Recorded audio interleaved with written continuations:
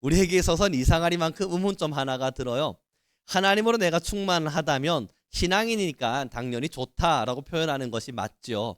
우리가 신앙인이기 때문에 하나님으로 충만하라라는 말을 들었을 때는 그럼 그건 당연한 행복이지 라고 반응하는 것이 맞겠지만 우리는 속성상 죄인입니다. 그러다 보니 하나님으로 충만하십시오라는 말이 100% 완벽하게 내 것이 되는 것보단 약간 깨림직한 마음들이 이상하리만큼 남는 것이 일반적인 사람의 모습이기도 합니다.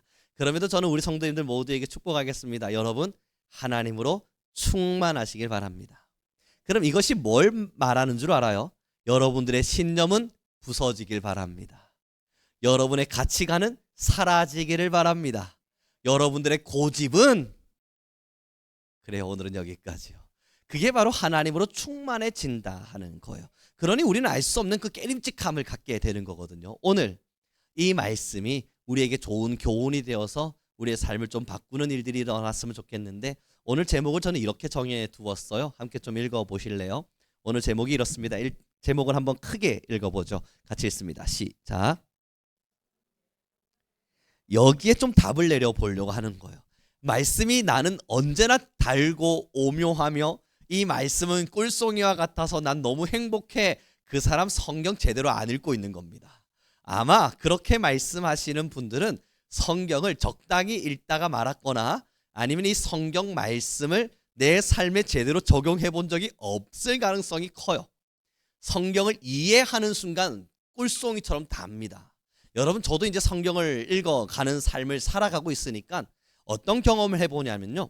하나님의 말씀을 아무리 읽어도 이게 무슨 말인지 모를 때가 있어요. 그러다가 하나님의 지혜인지 아니면 어떠한 책들에 대한 이해인지 몰라도 성경을 읽다 보니까 하나하나 이해되는 날이 찾아와요. 이 성경 한 절 한 절이 이야 이럴 수가 있나? 무릎이 탁 치이고 머리가 탁 열리고 정말 홍어 먹은 마음처럼 여러분 온 구멍이 다 열리는 느낌들이 든단 말이에요. 그때는 희열을 느낍니다. 그때 느끼는 선포가 뭐냐면 하나님의 말씀이 정말 꿀송이만큼 달구나. 놓지 못할 하나님의 음성을 받아들여요. 그런데 여러분 저는 이제 압니다. 그건 초보들이나 하는 말입니다. 성경을 이제 정도 조금 본 사람들이에요. 문제는 그 말씀이 이해되는 것을 넘다 보면 하나님이 이제는 순종을 요청하시거든요. 이해하면서 즐거워하고 있던 사람에겐 하나님이 그 다음 단계 재밌었니? 예 재밌었습니다. 이해가 되니 즐겁니? 예 즐겁습니다. 이젠 순종하거라.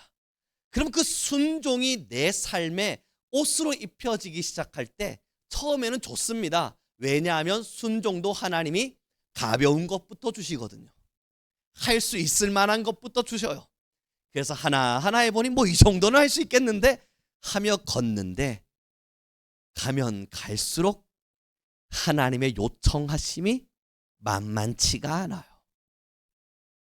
그 만만치 않음에 울며 겨자 먹기로 그래도 내가 받은 은혜가 있으니 순종하자는 마음으로 걷고 또 걸어보는데 여러분 이건 인간의 마음입니다. 사람의 마음에 너무 하시고 하나님도 체면이 없으시다. 어떻게 이렇게까지 순종을 요청하시나 할 만한 짐들이 점점 내 인생 앞에 찾아옵니다. 그래서 말씀은 불편합니다. 오늘의 1절의 말씀을 함께 다시 읽어보실래요? 같이 읽어보겠습니다. 시작. 임멜의 아들 제사장 밧솔은 여호와의 성전의 총감독이라. 그가 예레미야의 이 예언함을 들은지라. 밧솔이라고 하는 예레미야 시대의 총감독, 성전을 총감독하던 제사장이 있었는데요. 이 밧솔이 예레미야가 예언하는 소리를 들었어요. 그 예언하는 소리가 뭐냐면 자 이스라엘아 들어라. 너희가 친 이집트가 되어서 이집트 사람들한테 잘 보이려고 노력하며 살았지. 그것 다 헛거야. 너희는 곧 바벨론이라고 하는 신흥 강대국에 의해서 멸망당하게 될 거야 라고 하는 걸 예언한 겁니다. 그러니 이 총감독하고 있는 밧솔의 입장에서는 지금 자기가 나름대로 이스라엘 통치해 가면서 그래도 이 성전이라는 공간을 지켜가면서 그래도 자신들의 신앙에 틀어지지 않는 걸음을 걸으려고 노력하고 있었던 이 밧솔의 입장에서는, 아니 우리가 그래도 선민인데, 그래도 하나님의 나라인데, 그래도 여기에 예루살렘 성전이 있는데, 저 흉악하기 짝이 없는, 우리나라 말로 말하면 오랑캐와 같은 저 바벨론에게, 족보도 없는 저 바벨론에게, 이집트도 아니고 저 정말 말도 안 되는 오랑캐 저 바벨론에게 우리가 멸망당한다고? 이 말도 안 되는 매국노를 보았나? 지금 이게 밧솔의 감정입니다. 예레미야가 하나님의 음성이 우리에게 전파되었으니 우리는 바벨론에 의해서 멸망당할 것이다 선포하는 말을 듣게 된 밧솔은 그런 감정을 느끼는 거예요. 그래서 2절은 이렇게 기록합니다. 우리 성경을 천천히 한 번씩 찾아가면서 보죠. 20장 2절 말씀입니다. 함께 읽겠습니다. 시작. 밧솔이 선지자 예레미야를 때리고 여호와의 성전에 있는 베냐민 문 위층에 목에 씌우는 나무 고랑으로 채워 두었더니. 여러분 무슨 이야기인지 보세요. 이에 그 예레미야의 이야기를 듣고는 밧솔이 예레미야를 때렸습니다. 그리고는 묶어서 목을 묶어서 쇠고랑을 채워선, 그리고 그곳에 감옥에 가두듯이 가두어 놔 버렸습니다. 밧솔은 하나님의 말씀을 듣자 마음이 불편했던 거예요. 여러분 이제 밧솔의 입장에 한번 서 보자고요. 왜 불편했을까요? 하나님이 예레미야가 그래도 하나님의 선지자라 말해가며, 자 바벨론에 의해서 우리는 멸망당할 거야 라고 말하면, 우리가 볼 때는 그래도 제사장이라면 무릎을 꿇고, 우리가 무슨 잘못을 했지? 하나님 우리가 어떤 잘못을 했습니까? 회개하고, 하다못해 삼배 옷을 입고 옷을 찢어가며 흙 잿더미를 뒤집어 써가며 용서해 주십시오를 구해도 시원찮을 판에 밧솔은 예레미야의 그 말을 무시하곤 예레미야를 가둬버립니다. 왜 밧솔에겐 말씀이 불편했을까요? 왜 밧솔에겐 예레미야 이 말이 불편하게만 다가왔을까요? 그리고 우리는 3절의 말씀을 다시 한번 읽겠습니다. 함께 읽겠습니다. 시작.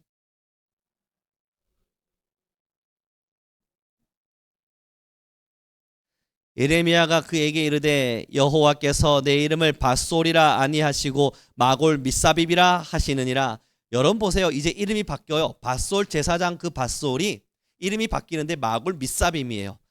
밧솔이란 이름의 뜻은 영광, 자유 이런 뜻을 가지고 있는데, 마골 미사빕이라고 하는 뜻은 이제는 고통, 너를 통한 주변의 모든 공간 안에 고통이라는 이름으로 뜻이 바뀌게 됩니다. 예레미야가 하나님께서 너의 이름을 바꾸셨다. 너는 원래 자유였고 영광이란 이름을 가지고 있었으나 이제는 너의 이름은 고통이 되었다. 너로 인해서 사람들은 고통받게 될 것이라 이야기돼요. 그런데 여러분 신기한 구절 하나가 나타나는데, 쭉 내려와서요 7절의 말씀을 함께 보겠습니다. 예레미야 20장 7절입니다. 함께 읽겠습니다. 시작. 그 권유를 받아싸오며 주께서 나보다 강하사 이기셨으므로 내가 조롱거리가 되니 사람마다 종일토록 나를 조롱하나이다. 여러분 지금 이 7절에 이 나가 누구냐면 예레미야예요. 여러분 예레미야가 말하는 걸 보세요. 예레미야가 예언을 했거든요. 밧솔에게 이름도 바꿨고 이스라엘은 바벨론에게 멸망당할 것이라 예언을 했거든요. 그럼 예레미야의 마음은 어떤지 봤더니 내가 조롱거리가 되었다고 괴로워하고 있어요. 여러분 그럼 이제 두 가지를 보신 겁니다. 하나님의 말씀으로 부담 느끼고 고통스러워하고 하나님의 말씀이 내게 짐처럼 느껴지는 두 부류의 사람. 한 사람은 밧솔입니다. 이 밧솔은 누군가가 예언하는 이야기를 듣고는 고통스러워했습니다. 두 번째, 예레미야는 하나님이 너에게 직접적으로 전하라는 말씀 때문에 전달을 하는데, 그 전하는 그 사람이 기쁜 마음으로 하는 것도 아니고 샘통스러운 마음, 하나님이 내게 이런 말씀을 주셨네 빨리 알려줘야지 이런 마음도 아니고, 지금 예레미야도 고통스러워해요. 하고 싶지 않아요. 왜냐하면 사람들이 계속 조롱하거든요. 나는 너무너무 힘이 들다고요. 그래서 예레미야 여러분 9절의 말씀을 함께 읽겠습니다. 함께 읽었으면 좋겠네요. 같이 읽습니다. 찾네요. 9절입니다. 시작.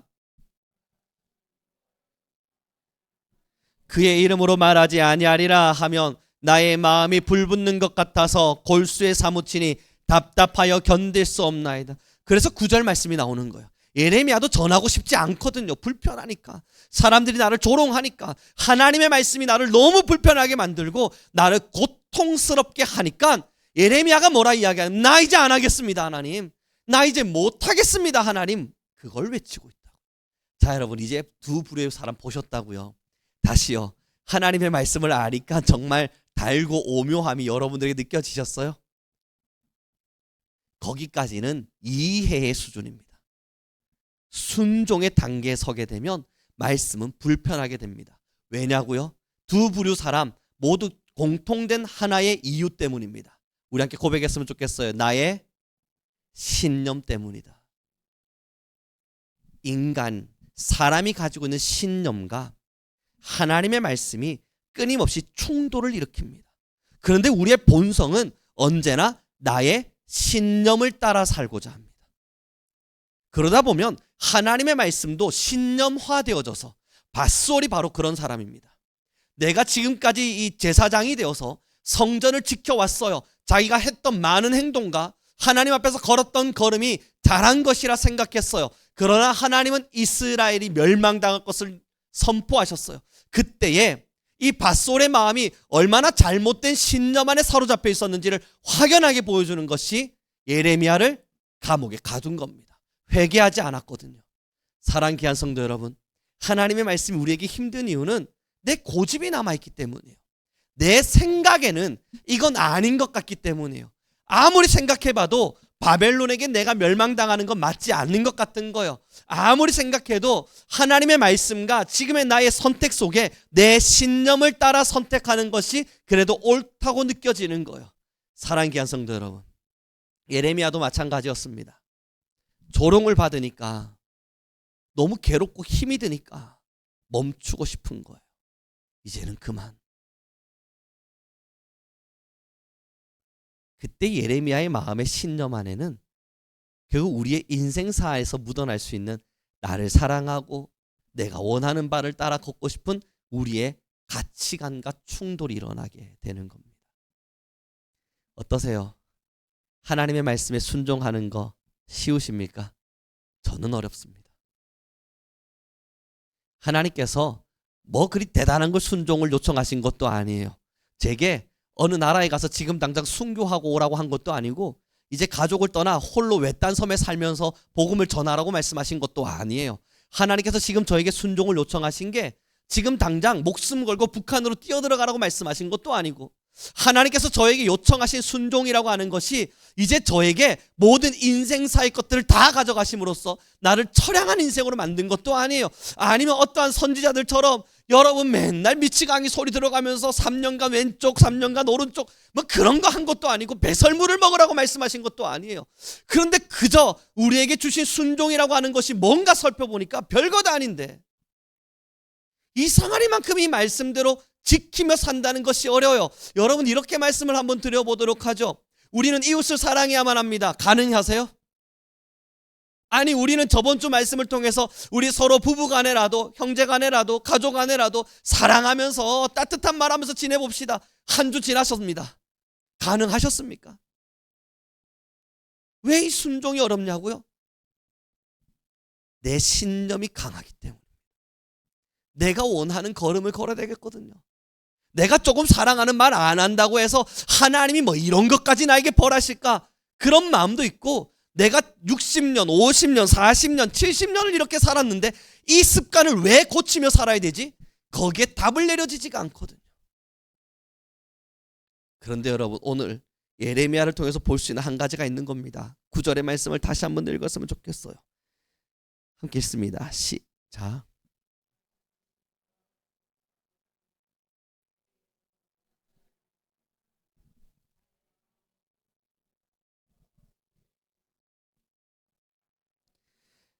그러나 우리 귀한 모든 성도님들에게 부탁합니다. 말씀은 불편해야 합니다. 말씀이 불편하지 않다면 아까 말씀드린 것처럼 제대로 성경 안 읽어본 사람이에요. 그러나 말씀이 불편해집니다. 하지만 그 뒤를 따라 뭐가 오냐고요. 그 말씀 앞에서 순종해야 되는가 말아야 되는가에 대한 많은 불편함이 내 안에 있지만 그것을 불순종하기로 선택하려 그럴 때 골수에 사무치는 답답함이 느껴져야 되는 거예요. 미치겠는 거예요. 이 속에 뭔가 타오르는 게 말이에요. 내가 하나님의 말씀대로 살지 않기를 결심해 볼 때 이 마음속에 알 수 없는 것이 쿡 올라와야 되는 거예요.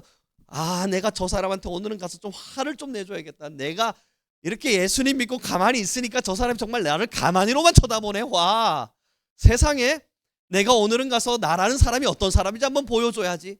이제 불순종하기를 마음 먹었어요. 한 걸음을 걷고 찾아가려고 두 걸음을 걷는데 골수에 사무치는 답답함이 밀려오는 거예요. 그저 차분한 음성으로 우룡아 말씀하시는 게 아니라 소량 외쳐가시면서 정말로 그렇게 살려고 그러느냐. 그리고 제 안에 그런 생각이 들어오는 거예요. 아마 우리 권사님들, 집사님들, 성도님들 모두 다 경험하셨을 건데 너 정말 그러고 마음 편할 수 있겠어?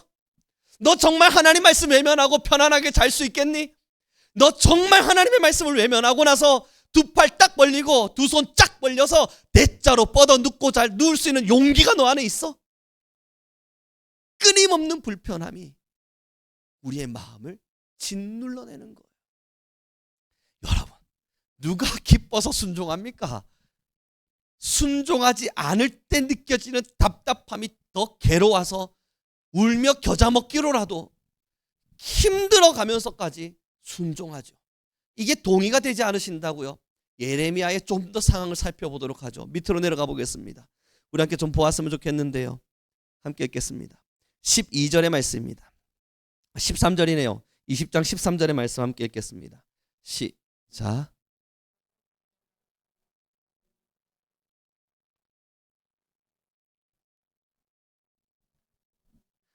이 성경 구절을 보고 나니 예레미야가 그 고통 속에서도 하나님의 말씀에 순종해서 복음을 전했더니 이런 기쁨이 찾아왔구나 라고 느껴지시죠. 14절입니다. 13절을 이어 14절 바로요. 뭐라고 말하는지 보세요. 내 생일이 저주를 받았더라면, 나의 어머니가 나를 낳던 날이 복이 없었더라면, 15절입니다.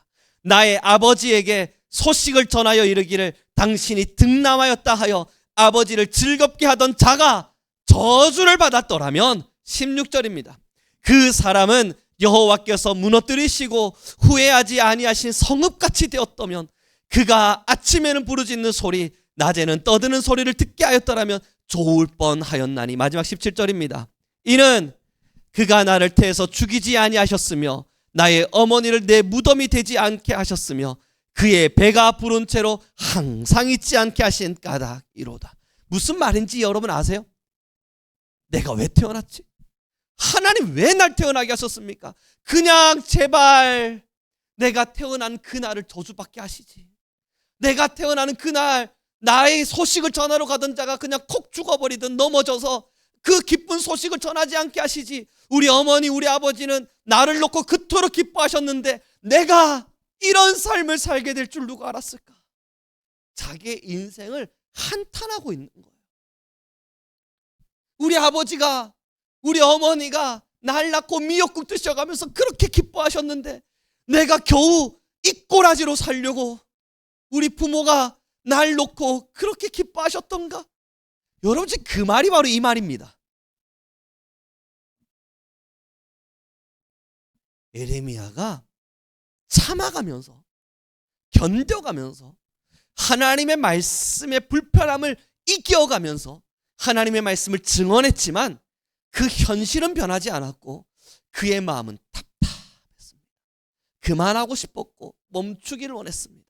그러나 골수에 사무치는 답답함을 견디지 못해서 그럼에도 주의 말씀에 순종하기를 따라 순종하였으나 예레미야의 마음에는 한 절, 13절 딱 한 절만 찬양하라 여호와를 말해놓곤 14절부터는 그러나 내가 이 꼴로 살려고 우리 부모가 나를 그리 행복하게 놓으셨나 보다. 이게 무슨 저주인가?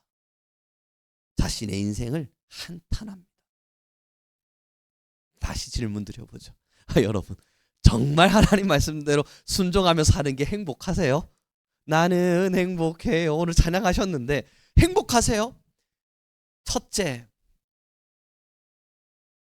안 행복합니다. 만약 하나님의 말씀을 따라 사는 것이 나 진짜 행복한데 라고 말씀하신다면 여러분, 그분은 아까 다시요 뭐라고요? 말씀을 대충 읽어서 그렇다고요. 순종하지 않고 읽어서 그렇다고요. 이걸 이성으로만 받아들일 땐 재미가 있죠. 그러나 삶으로 받아들일 땐 너무 벅찬 거라고요. 그럼 여러분, 저는 우리 모든 성도님들에게 다시 질문 드려보죠. 왜 그럼에도 불구하고 신앙하셨습니까? 그럼에도 왜 이 찬양은 나는 행복해를 외치고 있죠? 왜 우리는 구원하심이 보좌에 앉으신 여호와에게 있도다 그 아름다운 찬양을 올려드리고 있습니까? 불행한데.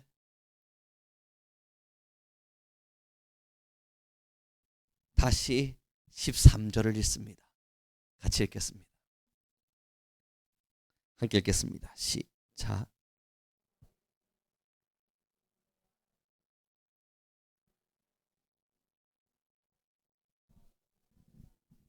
딱 이 한 절 때문입니다.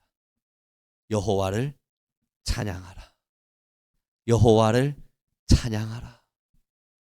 우리를 마주하면, 나라는 사람을 생각하면, 그래서 나의 신념에 사로잡혀서 나만 바라보면 불행하기 짝이 없고 애처롭기 짝이 없고 한탄스럽기 짝이 없는 인생의 걸음일 수도 있겠지만, 여러분, 만약에 여호와를 찬양하는 하나의 주제거리를 빼고 나면 우리에게 뭐가 남죠?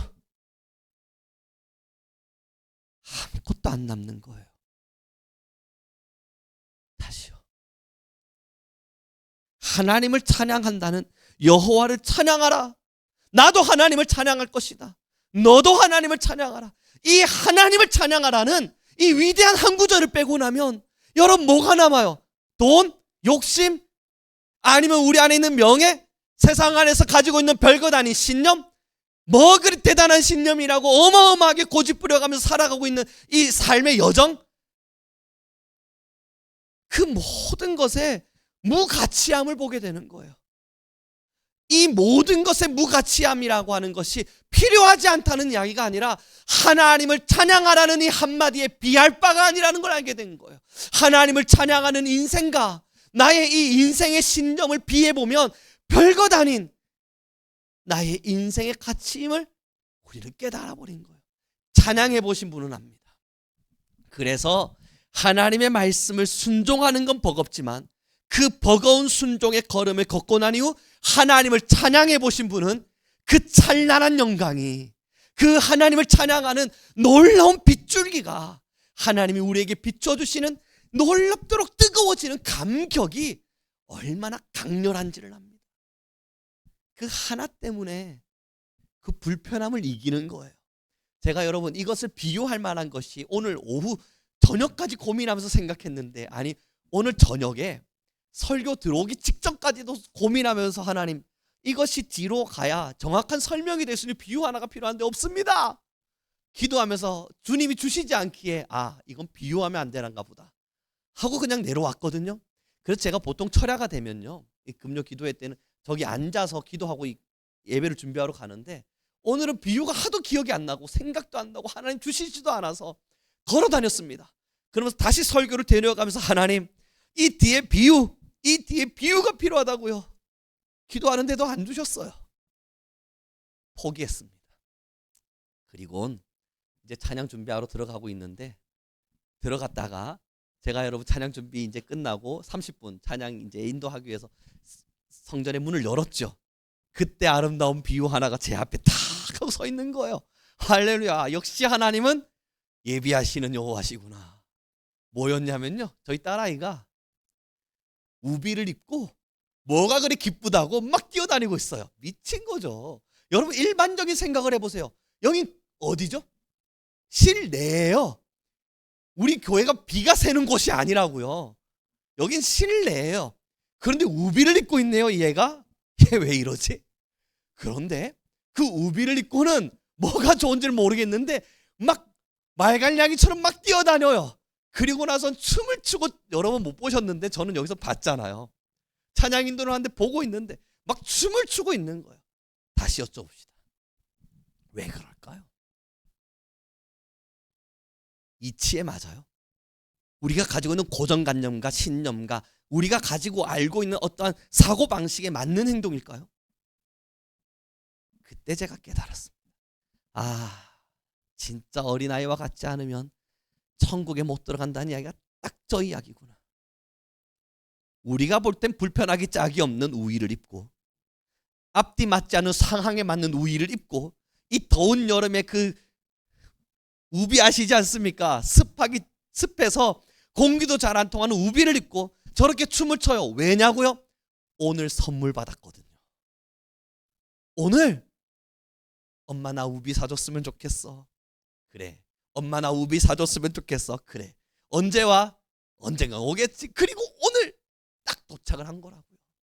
그러니 그걸 받아들이니까 여러분 앞뒤 사정 따질 게 뭐 있어요? 여기가 실내인지 비가 오는지 뭐가 중요해요? 그냥 그 옷을 입는 자체가 행복한 거예요. 말씀이 이와 같은 겁니다. 입으면 불편해야 돼요. 상황을 생각하면 불편한 게 맞아요. 사람들의 시선까지 생각하면 이건 입으면 여러분 주변 사람들이 미쳤다고 손가락질할 일이에요. 그런데 이 아이는요 그걸 입고 막 뛰어놀아요. 왜 그런지 봤더니 이것이 내가 오늘 받은 선물인 거예요. 사랑하는 귀한 성도 여러분, 하나님의 빗줄기 하나를 마주하고 나면 상황에 맞지 않은 복음이, 주변 사람들로부터는 비웃음 당할 수밖에 없는 복음의 순종이, 때론 나의 신념과 전혀 맞지 않는 나의 행동이 기쁨이 됩니다. 이상한 즐거움이 됩니다. 그래서 그 기쁨과 순종을 따라 그 잠깐의 기쁨을 누리기 위해 우리는 주님 앞에 서서 그 벅찬 순종을 억지로라도 이루어내는 겁니다. 예레미야도 억지로 갔어요. 여러분 제가 성경 이 예레미야 20장 자체를 참 좋아합니다. 20장 자체를 너무 좋아하면서 너무 힘이 들 땐 이 20장을 읽어가면서 그래 예레미야가 나고 내가 예레미야다 생각을 해가며, 예레미야 선지자님 당신도 이렇게 견디기 힘들어 하시면서 가셨던 걸음인데 내가 견디기 힘들어 하지 않으면 이게 내가 이상한 거겠죠. 마음 먹어가면서 그렇게 한 걸음 걷다 보니 성도님도 우리 권사님도 여기까지 오셨고 전 여기까지 왔습니다. 그래서 다시 질문할 수밖에 없습니다. 오늘 말씀을 나눠보니 말씀은 끝까지 여러분들을 좀 불편하게 할 겁니다. 말씀이 마냥 행복하지만은 않으실 거예요. 그러니 순종할까 말까 선택하려 하실 때 내가 기쁨으로 순응할 수 있을 때 순종해야지, 그런 교만한 마음들 가지지 않길 바랍니다. 내가 순종하고자 하는 마음이 들 때 순종해야지, 여러분 그러한 이상한 신학과 가치를 가지지 않길 바랍니다. 예레미야도 불편함에도 순종했어요. 하기 싫어도 해야만 했어요. 왜 그러하냐고요. 그리고 우리 모든 성도님들도 그 걸음을 걸었으면 좋겠습니다. 내가 원할 때만 순종하고 내가 바랄 때만 걸어가고 나에게 납득될 때만 걸어가면서 나에게 이해되고 신념적으로 받아들여지고 주변 사람들로부터 욕먹지 않을 행동 안에서만 순종하는 그러한 사람들 말고, 조금은 앞뒤 맞지 않아도 조금은 사람들이 비아냥거리고 조롱거리가 될 만한 일들 앞에서도 여러분 그냥 순종해 가 보는 겁니다. 그러면 힘들 수는 있지만 정리해보죠. 하나님을 찬양하는 기쁨을 빼앗기지 않을 것입니다. 나의 여호와의 이름, 나의 하나님의 그 아름다우신 이름을 찬미하고 찬양하는 그 걸음 앞에 우리는 설 수 있을 겁니다. 이제 말씀을 정리해 가 보길 바랍니다. 여러분 이 별것 아니긴 한데요, 저 안에도 이상한 고집 같은 게 하나가 있어요. 근데 이 고집이 좋은 건지 모르겠는데 하나님께서 내게 이런 걸 원하셔 라고 마음 먹으면 그냥 하는 경우가 한 번씩 있어요. 그 중에 하나가 뭐였냐면, 제가 기차를 타고 학교를 올라가잖아요. 근데 저는 의도적으로 입석을 끊었습니다. 사람 자리가 있어도 일부러 기다렸어요. 자리에 안 앉고 그리고 자리가 다 팔릴 때까지 기다렸다가 입석이 되면 그때 입석을 딱 끊는 거예요. 저희 아내가 제발 앉아가세요. 주일날 마치고 피곤해 죽겠는데 굳이 입석을 고집하면서 걸어갈 이유가 뭐냐. 근데 좀 말하긴 그렇더라고요. 그런데 그냥 입석을 타고 다녔습니다. 그건 1년 넘어의 시간이죠. 자석을 끊으면 입석보다 딱 5,000원 비싸요. 그럼 제가 이 5,000원을 아끼고 싶은 겁니다. 야, 저 구두쇠, 야, 그래 너 부자 되라. 5,000원 아껴서 어마어마한 부자가 되거라. 이런 마음도 아니었고요. 돈 쓰는 게 아까운 것도 아닙니다. 저도 편한 걸 좋아하는 사람인데 굳이 불편하게 왜 타고 가겠어요. KTX 물금역에서 출발하는 7시 반 기차는 천안에서 일하시는 아저씨들이 전부 다 타는 기차이기 때문에요. 그때 되면 입석을 딱 타는 순간 서울 2호선을 타는 느낌입니다. 서울 지하철이요. 빼곡하게 서서 서로 좌우도 못 움직이고 그냥 가만히 서 있는, 언젠가 한번 타보세요. 그 5,000원 때문에 여러분 제가 그 고집을 피울 이유가 없습니다. 근데 사실은 어느 날 기도를 하는데 그래야겠다는 마음이 제게 찾아왔습니다. 뭐 특별한 이유 하나하나를 좀 설명드리긴 그렇습니다. 그런데 그래야겠다. 하나님께 제게 그 마음을 주셨습니다. 그리고 제가 이걸 누군가에게 말을 해줘도 사람들이 아니야, 그러지 마, 제 마음을 흔들더군요. 그냥 편하게 가 말해주더군요. 저도 유혹을 당하니까 자석을 딱 끊었다가 금요일쯤 되면 다시 취소를 하곤 아니야, 입석 타고 가, 입석 타고 가. 왠 줄 아세요? 하나만 이야기 드리면 입석을 타면 제가 앉아서 졸더라고요. 자석을 타면요. 의자에 앉아서 피곤해, 힘들어, 저 스스로 힘들어, 피곤해, 지쳐, 이제 좀 쉬자, 그런 마음을 먹더라고요. 그런데 입석을 타면 아직 쉴 수가 없어요. 서 있어야 되잖아요. 쉬고 싶다. 그런데 답답해요. 뭐 하겠어요, 여러분? 할 게 없어요. 거기서 할 수 있는 게 없어요. 그러니 가만히 말씀 생각하고 기도하고 하나님과 대화하고 좀 서서 힘은 들지만 다리는 아프지만 다리 두드려가면서 정신이 깨어 있어 보려고 발버둥 치는 거예요. 그 잠깐의 시간 동안, 그 2시간의 여정 동안. 그리고요, 여러분은 잘 모르시겠지만 그 2시간의 입석이 저의 설교의 완성이기도 했습니다. 많은 설교들을 준비해 갈 때 그 시간이 가장 저한테 있어선 가장 집중이 잘 되는, 하나님의 은혜가 막 쏟아 부어지는, 그냥 가만히 서서 기도하는데 막 사람들이 있는데도 눈물이 막 쏟아지는 이상한 경험들을 하게 해주는 아름다운 나날들이었습니다. 사랑하는 성도 여러분, 비할 바는 아닙니다. 비교할 것도 아니고,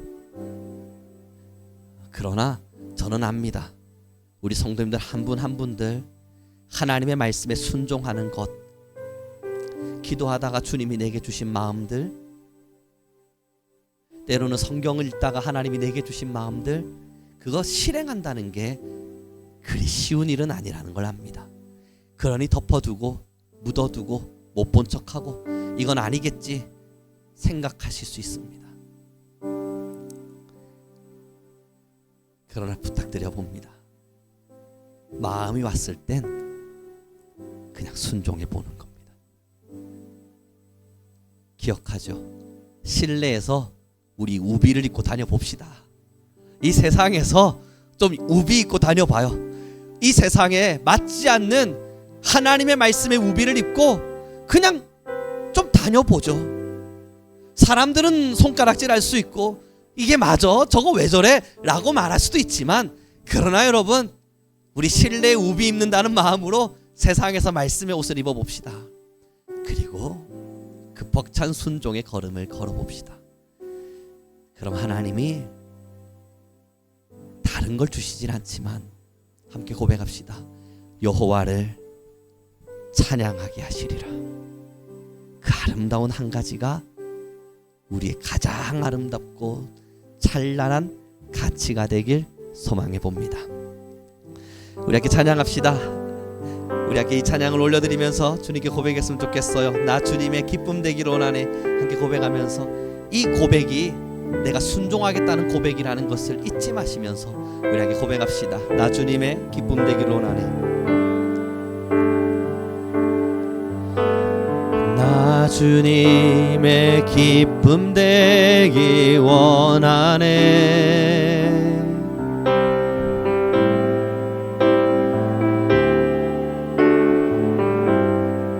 새 부대가 되게 하여 주사 새 부대가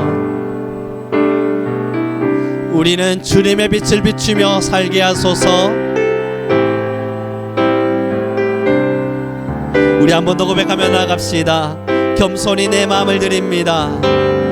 겸손히 내 마음 드립니다. 나의 모든 것 나의 마음을 깨끗게 씻어주사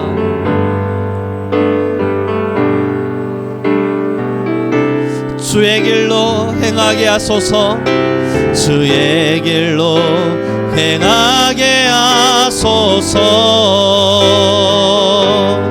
내가 원하는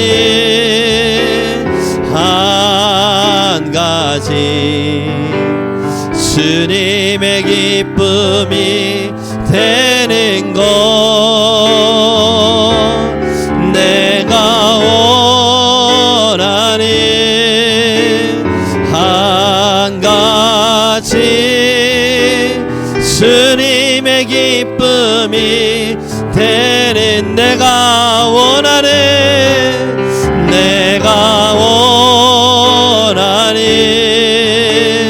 한 가지 주님의 기쁨이